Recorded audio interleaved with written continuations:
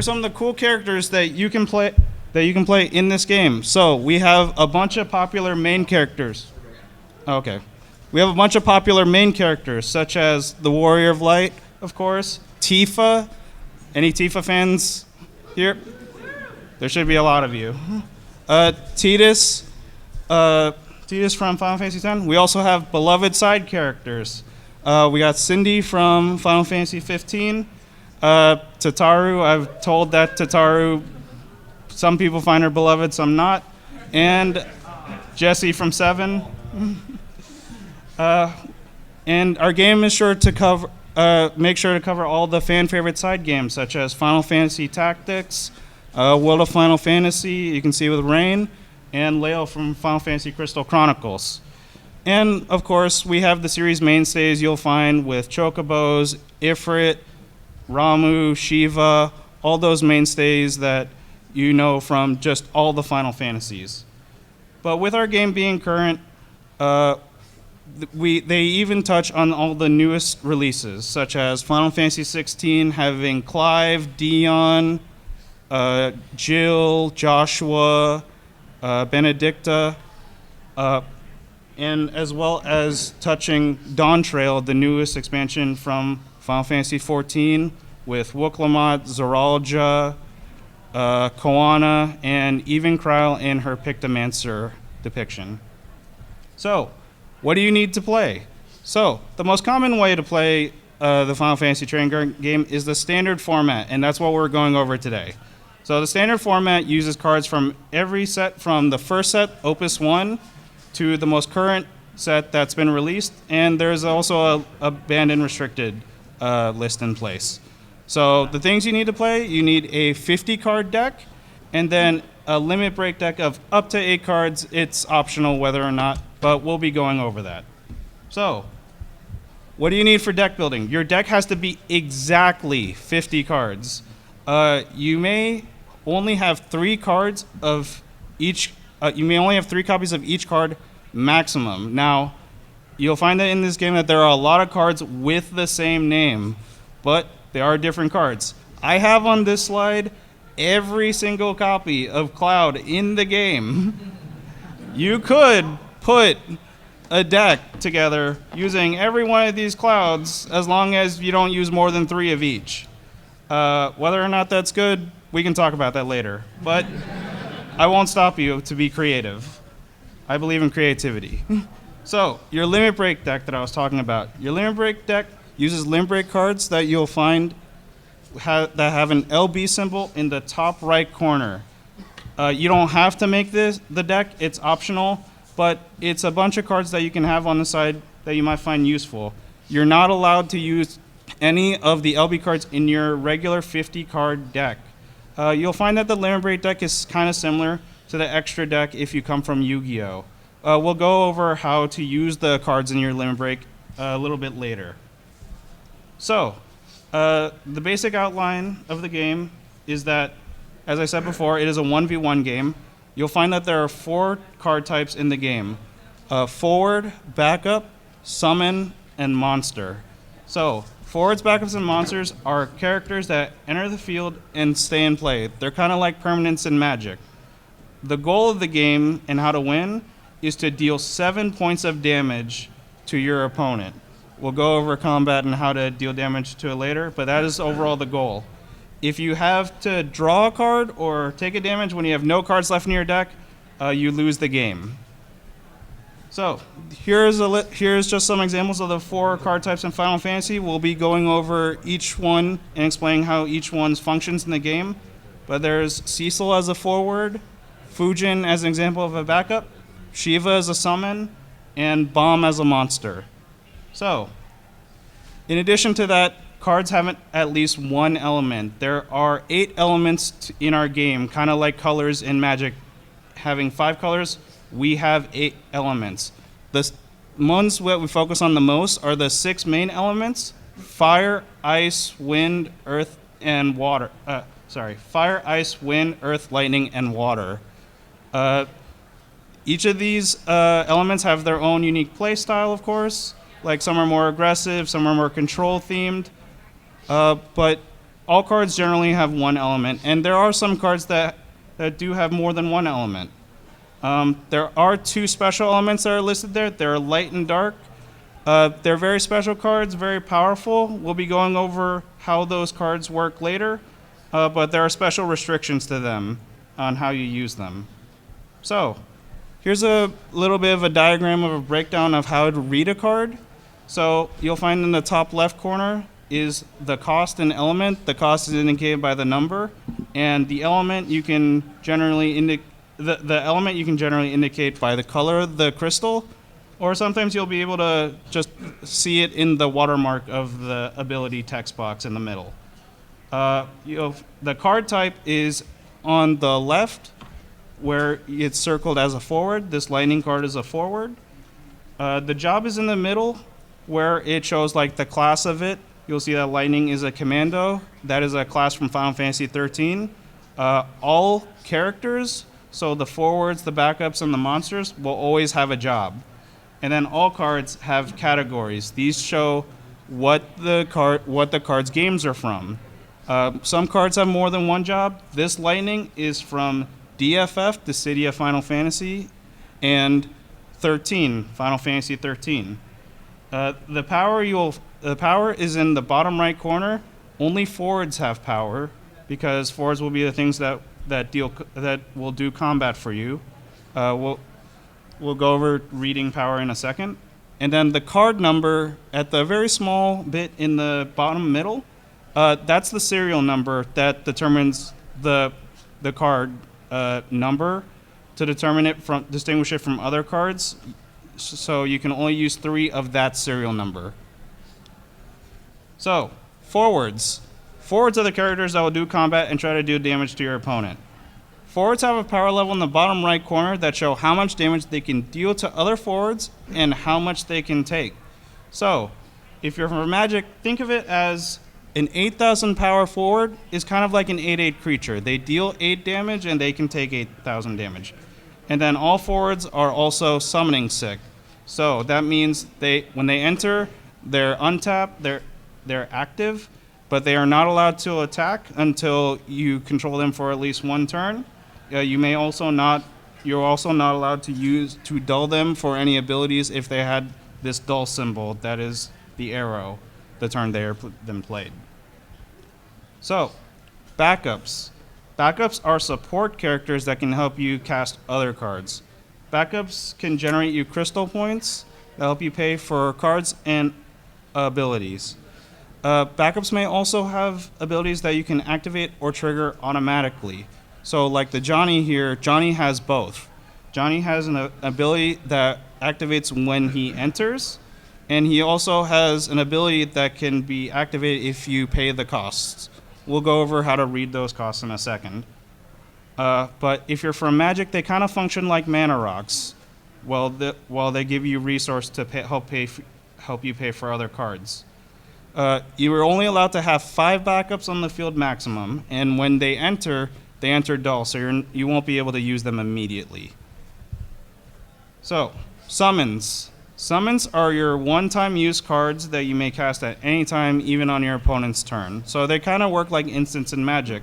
Summons come in a variety of effects, so they can work like removal, drawing cards, buffing forwards, and a whole lot of creative other things. So like the Alexander here is a removal that you can cast on your opponent's turn if you want to choose a character 4 more and break it. That's destroy it.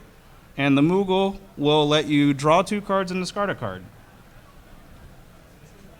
Monsters are a character type that also stay in play and have various effects, but they're pretty unique. So most decks won't use monsters, but some have very unique effects, and people might want to consider decks that really use their synergy. So monsters are most like enchantments or artifacts in Magic, if you're familiar with those. Some monsters do also have the ability to become forwards, like the behemoth in this picture. So now we're going to go over how to start the game and the process of going through how to do a turn. So I'll let Alan take over from here. Yeah. Thank you, Alan. Hello, everyone. This is a waking nightmare for me. I have not done public speaking in several years, so bear with me. Thank you. So to determine who goes first is like pretty much any card game if anyone's played any card game. You can flip a coin, you can use a die, odd, even, high, low, whatever you so choose. It's not that strict like Pokemon. Like Pokemon requires you to have like a clear dice to determine who goes first. We just do whatever. So do whatever like you want to do, like feel free. Everyone draws 5 cards to start. Our mulligan rule is a little weird compared to other games. So you look at your hands, and then you determine if you want to keep it or you don't. If you want to keep it, you just keep the 5. If you don't want to keep it, then you take the 5, put it on the bottom of your deck in any order, and then you draw a fresh 5, and whatever that 5 is, you have to keep. The luxury of this game is that there are no dead cards in this game. You can almost play with any hand, unless you decide to build a deck that doesn't function with cards that don't pitch for mana. But we'll go over that in a second. And then once both players have determined mulligans, generally it's the first player decides mulligan first, and then second player may mulligan afterwards. Then we will go to the beginning of the game. So phases of the game. So we have phases just like any other game in like in Magic the Gathering or Pokemon or whatever game you guys are familiar with. So we have the active phase, which is basically the untap and upkeep phase for Magic the Gathering, if you guys are familiar with that. So you just activate, which is untap. Magic the Gathering owns untap and tap, so that's why we have to use weird words like activate and tap, or dull, as our words, unfortunately. And then we go to the draw phase. This is really, really important and really like mind like breaky. You have to draw 2 cards a turn unless you're the first player. 2 cards.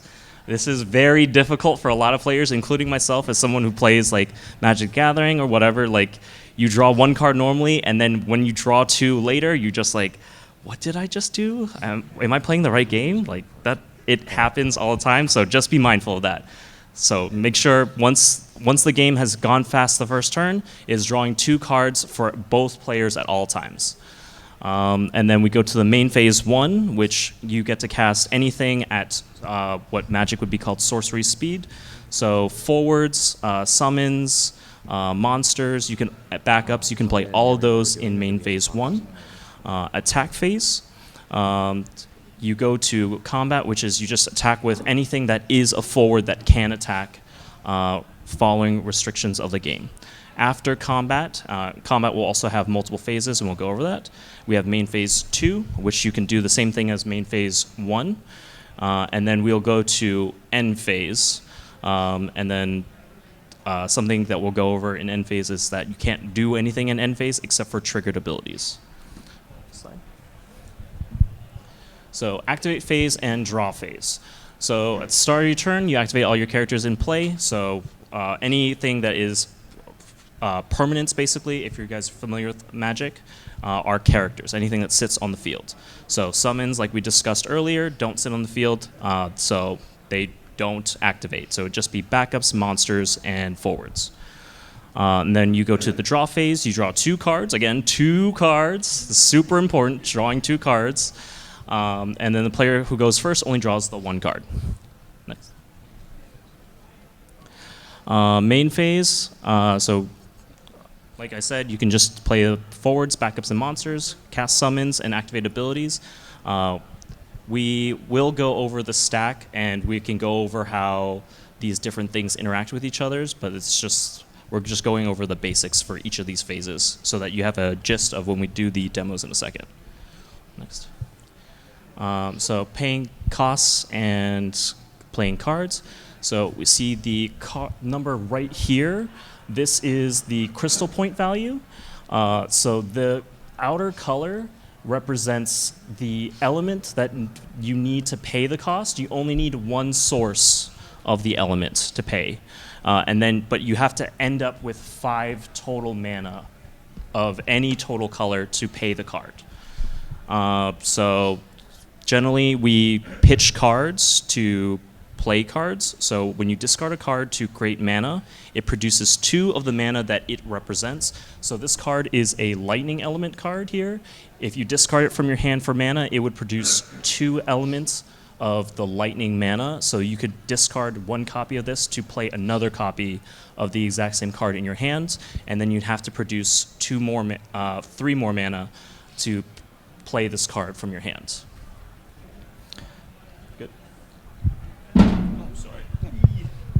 All right. Well, we're gonna go over a quick example just to show how to pay costs. So Sydney and Connor will go over to them and we'll show them a nice demonstration. So looks like they haven't started the game yet. So they'll start by drawing their 5 for their turn. Yep. And they both have a chance to mulligan their hand, but it looks like they both want to keep. So Connor looks like he's the one going first, so he'll draw 1 for his first turn since he's the first player. Yep. So he discards the Black Mage to play a Black Mage. He discarded the Black Mage to generate 2 CP to pay for the Black Mage he wanted to play. So that's a backup. It enters tapped. He won't be able to use it this turn, but he'll be able to use it next turn to help pay for other cards. So looks like after that he's ending his turn. So it goes to Sydney's turn, and he draws 2 cards for his turn.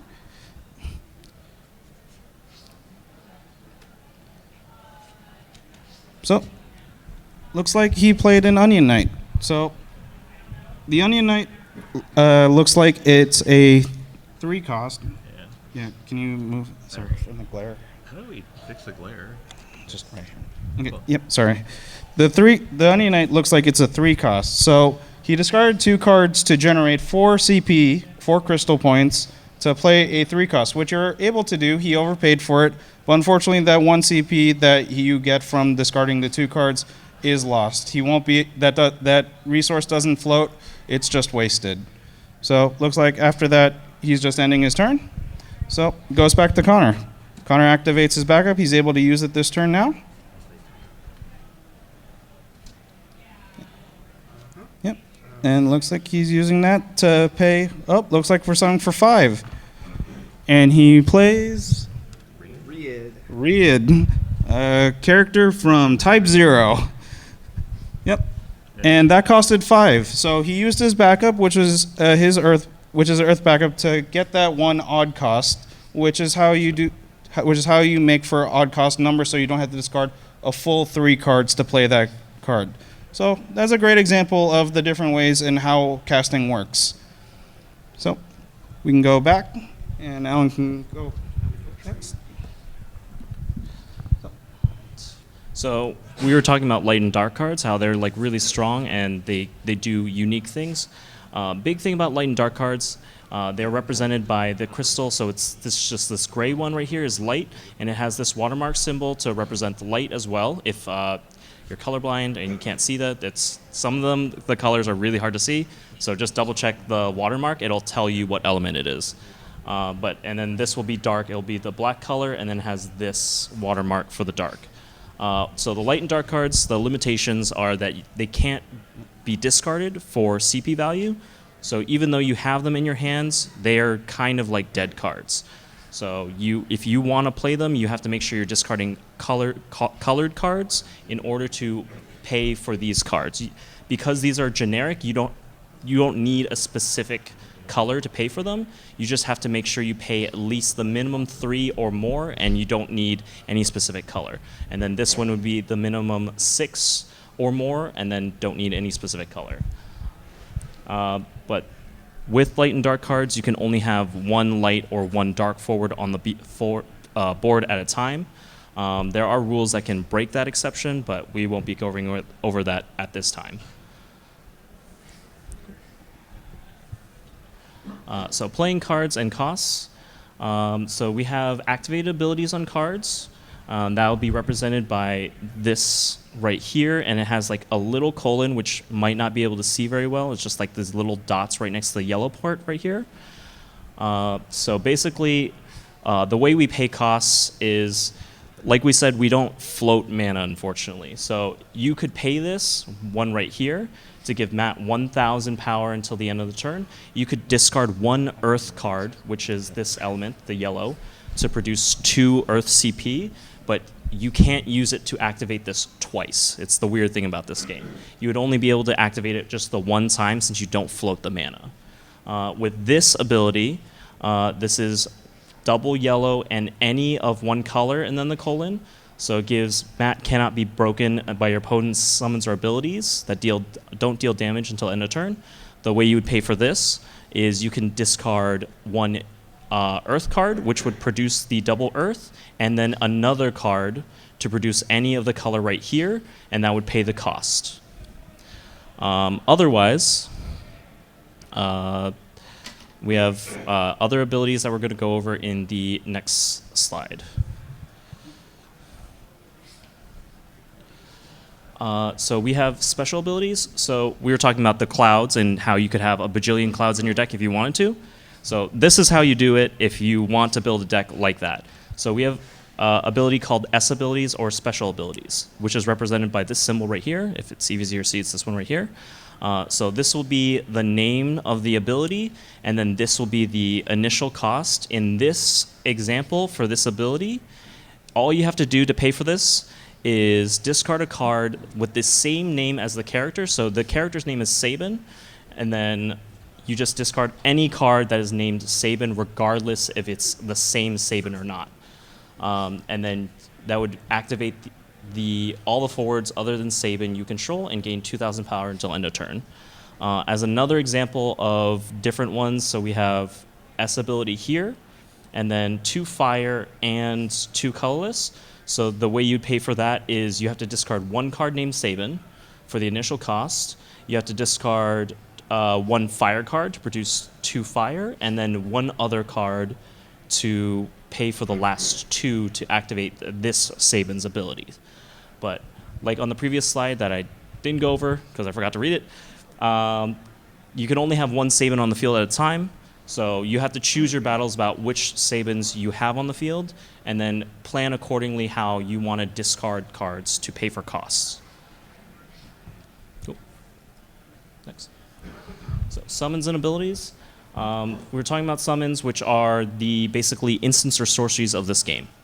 And you can do what is called like the stack, which is very similar to what we have in Magic, if people are familiar with that. Basically, you can put anything on the stack except for forwards. So forwards, when you play them, if they do not create the stack, for example, if a forward says when it enters the battlefield, that ability will create the stack, but it entering the field, if it has no abilities, does not create the stack. So just to make that clear compared to Magic, we don't respond to casting forwards in this game.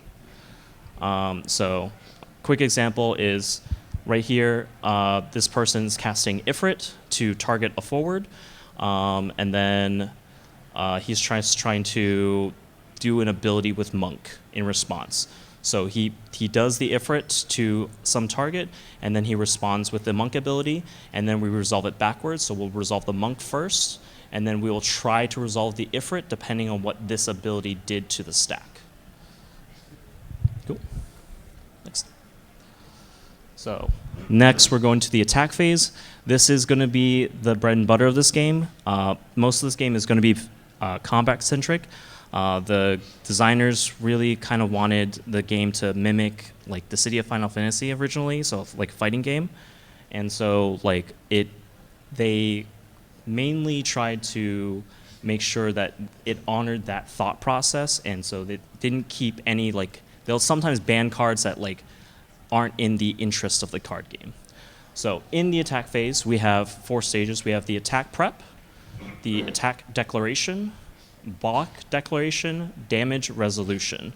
And then at the start of the attack phase, both players can cast any summons or abilities before attackers are declared. And then anything that triggers at the beginning of the attack phase trigger then and are not triggered again when you have to attack again. We attack generally 1 at a time, unlike Magic where you declare all your attackers. So say you have 5 forwards on the field. You choose one forward and attack with that one. You then go back to the declare attackers and then do it all again. Next. Cool. So like I was saying with the attack declaration, just like Magic, you have to declare one at a time. So you go to that step, and then you choose which forward you want to attack with, and then you normally turn it sideways, which is what we call dull, to represent that it is attacking. So once we go to after that, we go to declare blockers. That will be on your opponent then to choose what forward they want to use that has to be active in order to block the attacker. So this would be the attacking unit. This is the defending unit. So it will match, this will attack with 7 into a 6, and then they do damage to each other. So this will be marked for 6k damage, and then this will take 7,000 damage, which will then just kill it.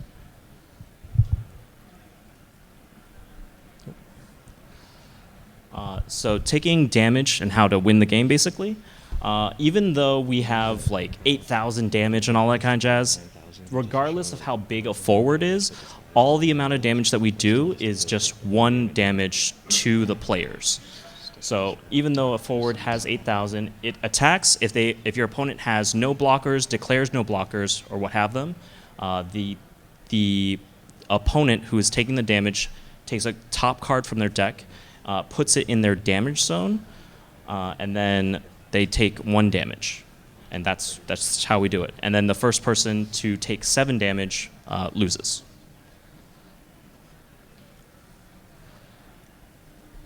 Just go to the next one. Yeah. EX bursts. So this is part of the right after damage. That will be represented by cards that have the EX symbol right here in this corner. Basically, anytime you take damage, the card that you take from the top of your deck to put in the damage zone is flip face up and then put in that zone. As long as a card has this EX symbol, it will trigger in the damage zone. And so, for example, Kusith right here says choose a forward or backup in your break zone and then put in your hand. So basically, if this is flipped off the top of your deck, you just do this effect for free just for taking a damage. Normally, you can still cast this, and it'll do the same thing. This is just to represent that it can do both. Like, it's a double duty card. And then you just keep going until they're dead, basically. So you just keep attacking until you have no more forwards, or you choose to not keep attacking. Because, like we said, once you attack, they become dull. And when they are dull, they are not valid blockers. So when your opponent comes in to attack you, if you don't have any blockers, you are taking damage as well, most likely.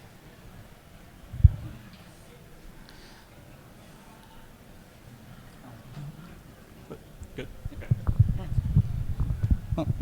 We're going to go over a quick scenario of this show, because that was a lot of explaining on how attacking goes. So we'll go to Sydney and Connor to show how attacking works.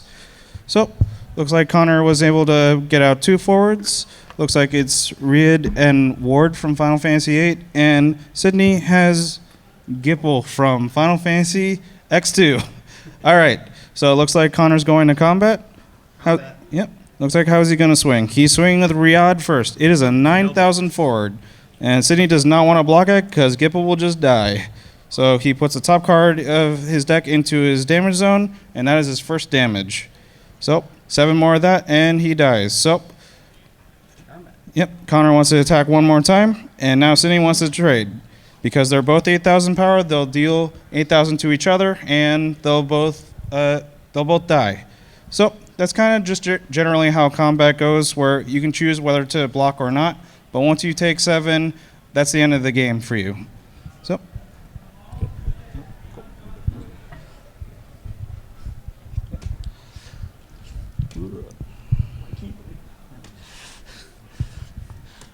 So we have keywords, just like Magic.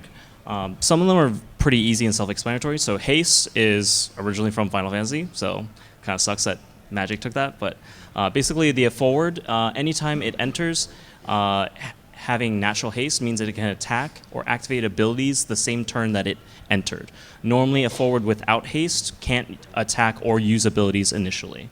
And then we have Brave, which would be Vigilance in Magic. It's just, it can attack, and then it does not become dull, so it doesn't turn sideways. So it's a good attacker and blocker most of the time. First Strike is exactly how it sounds. It hits first. If two forwards have First Strike, they both deal First Strike damage to each other. Otherwise, if only one forward has First Strike, the First Striker will attack the other forward first, and then it will kill the other forward depending on how much power it has in the difference. If the other forward has more power than the First Striker, you do as much as you can. So let's say it's attacking into an 8,000. It tries to deal 7,000 to the 8,000. It survives, and then the 8,000 gets a strike back and do normal damage. Cool. We have a new mechanic starting from a couple sets ago called Limit Breaks. They're represented by this filigree and the LB symbol right here. Basically, this is an extra deck. If people are familiar with Yu-Gi-Oh, we'll have like an extra deck of guaranteed 8 cards. All the cards in the limit break zone need to have this symbol, and the resource to cast them is going to be the same mostly for this cost, but as an additional cost because of the powerful nature that they have a mechanic called limit break and then a number. Generally, this means that you have to use the cards in your limit break zone as a resource. So, like we said, you cast this as normal, and then you will reveal this card and then put this on the field, and then you will have to reveal 2 more cards in your limit break zone. Those cannot be used for the rest of the game. So you can't actually use the entire zone. You can't use all 8 cards to cast, but you can use like any number based on what the unique numbers for the casting cost is. And then we go to end phase. So big difference between this game and Magic. We cannot add to the stack unless it's a triggered ability. So it's very weird. Like if anyone's familiar with Magic or Commander, you can always, or you hate blue players and all that kind of jazz. There's none of that shenanigans in this game. So you go to the end step, you kind of do cleanup, and that's about it. If there are triggered abilities, they are mandatory, have to happen. So those abilities are generally stronger, but you can't activate abilities, you can't play things at instant speeds. That's how the end step works. Cool. Yep. Good. And that's how generally a turn goes. So, yep, you just keep going back and forth with your opponent until, one of you deals 7 damage to each other or one of you decks out. So let's go back to Sydney and Connor real quick. Looks like we're kind of approaching an end game here where both of them are at 4 damage, and they've pretty much developed their boards with a bunch of forwards. So looks like it's Sydney's turn. So he's drawing his 2 for turn. Cards sticking together. Oh. So looks like Sydney's reaching into his limit break. So he's going to demonstrate how a limit break works. So he's paid the appropriate 4 for Cloud. Cloud has cost 4, so he paid the appropriate 4, and then he revealed the 2 cards from his limit break. Now he can no longer cast those cards if he wants to use more cards from his limit break. But Cloud, when it enters, says he may break a 3 or a forward of 3 or less. So now that has eliminated Connor's last active forward. So now Connor has no blockers for these 3 forwards. So looks like Sydney's going to go to attack. So attack 1, and attack 2. This will put him to 6. Oh, it's an Ifrit that has an EX burst. The effect is dealing 9,000, so he'll use that to kill Sydney's last forward. So Sydney just passes. Looks like Connor has got a chance at this game again. So Connor untaps all of his characters and goes to draw for his turn.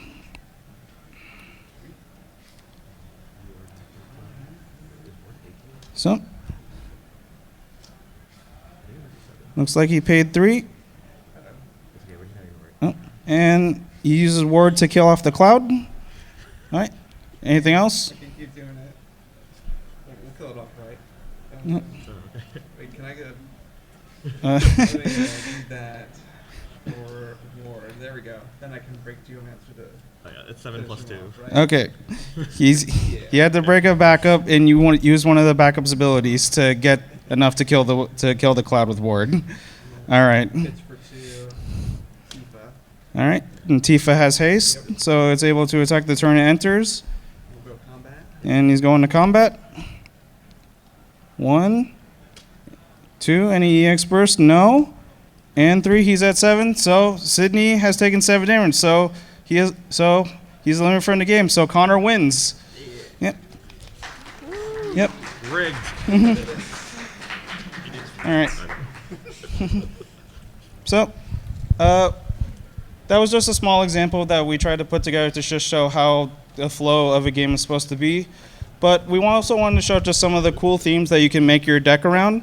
So you can make your deck around like strong multi-element cards. There's a lot of strong cards that use multiple different elements. You can pack all the different elements in one deck if you really want to try.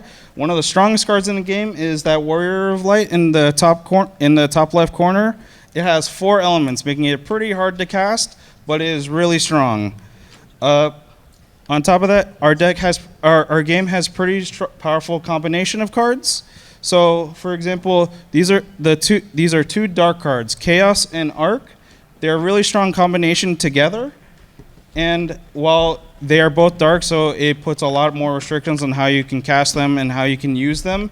They're a very strong combination together that's found to have a lot of success.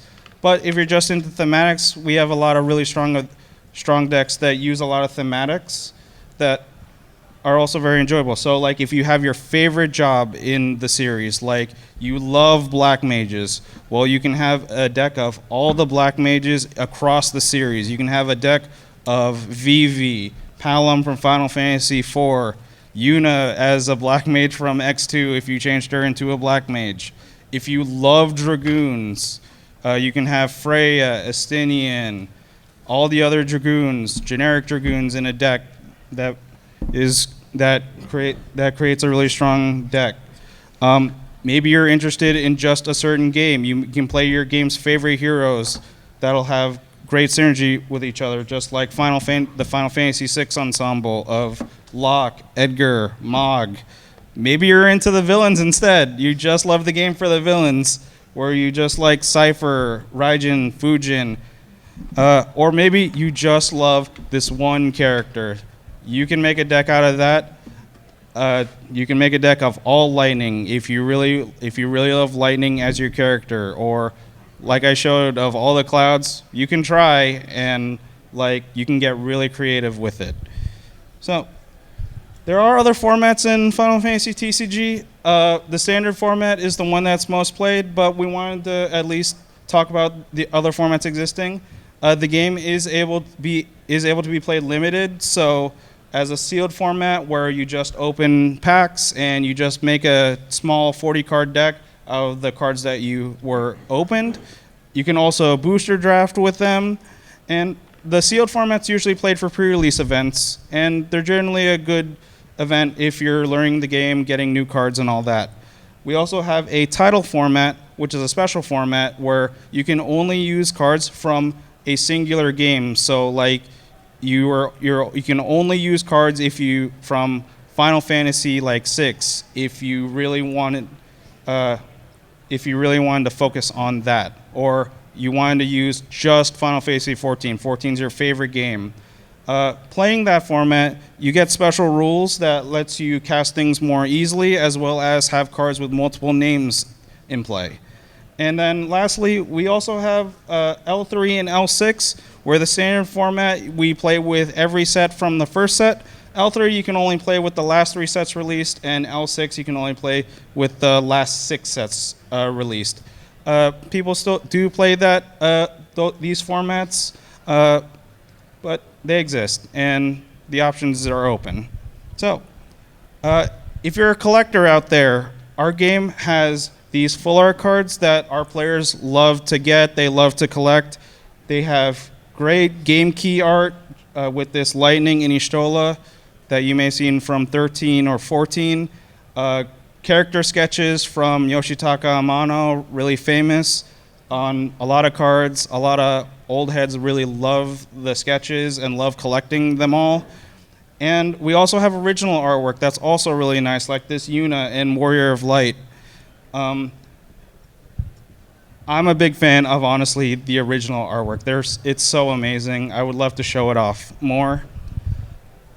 But also, they also have signature cards that they introduced recently, where they put the signature of some of the artists on the card as a very rare collectible that is not guaranteed in a box, but it's very nice to get if you've seen one. Some of the signatures have the signatures of the artists, but the ones with game key art will have signatures of famous game directors like Tatsuya Nomura. So the Yuffie and the Yuna both have a stamp that's Nomura's signature, and the Sephiroth, Lightning, and the Barts are all done by the original artists for our game and have their signatures. So if you're into competitive play, our competitive season usually starts around April. During the competitive season, there is two types of events. If there's a local qualifier event that's usually held at local game stores, just regular local game stores. Players can win exclusive promo cards, play mats, sleeves, and more. The winner of the event qualifies to go to the North American Championship in California, where you can compete to go to Worlds, which is in Japan. There also exists Materia Cups, which are bigger events with bigger player pools, which have more exclusive promos that they give out, play mats that are only given out at Materia Cups, and also more prizes. Last season, the top 4 players at Materia Cups get to go to Nats, but even beyond that, the full winner of the event got an invitation to go straight to Worlds, which was a pretty big deal last season. One of our locals was good enough to win a Materia Cup, and he is our one local that got to go to Worlds, and he truly says it's an amazing experience. So these are some of the examples of the prizes that was given out during 2025 season. The Titus picture is the playmat that was given out during the Materia Cups, so the bigger events, and the Garnet with the Leviathan is the playmat that was given out at the smaller events. The Garnet and Leviathan is actually an original art that's original to our game, and that artist has done a bunch more arts for our game as well. And these are also some of the event-exclusive promo cards that were given at the event.